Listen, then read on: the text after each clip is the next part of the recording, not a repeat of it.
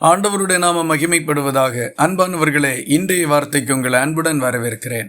இன்றைய தியானத்துக்காக 142வது சங்கீதம் 5வது வசனத்தை வாசிக்க கேட்போம். கர்த்தாவே, உம்மை நோக்கி கூப்பிடுகிறேன்.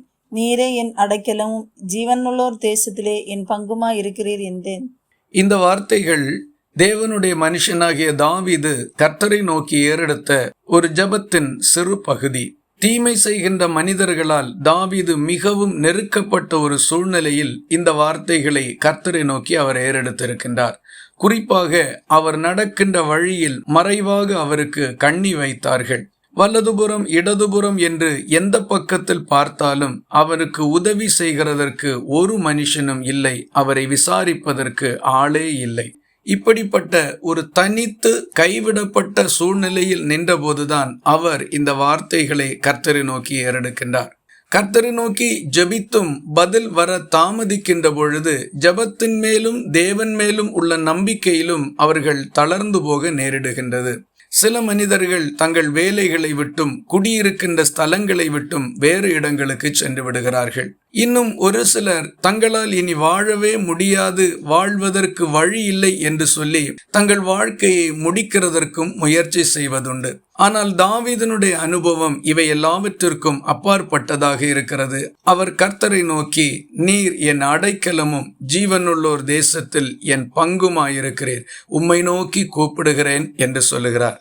ஒரு மனிதன் சந்திக்கக்கூடிய எந்த பிரச்சனையானாலும் அதற்கு தீர்வு நிச்சயமாக உண்டு.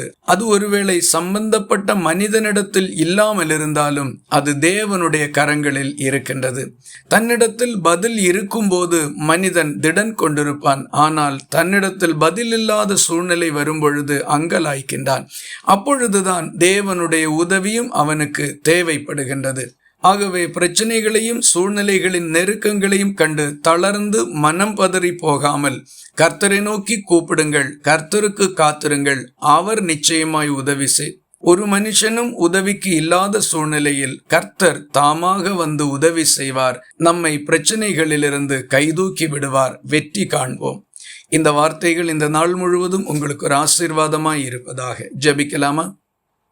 எங்களை நேசிக்கிற அன்பு நிறைந்த நல்ல ஆண்டவரே, நாங்கள் உம்மை நன்றியோடு துதிக்கிறோம்.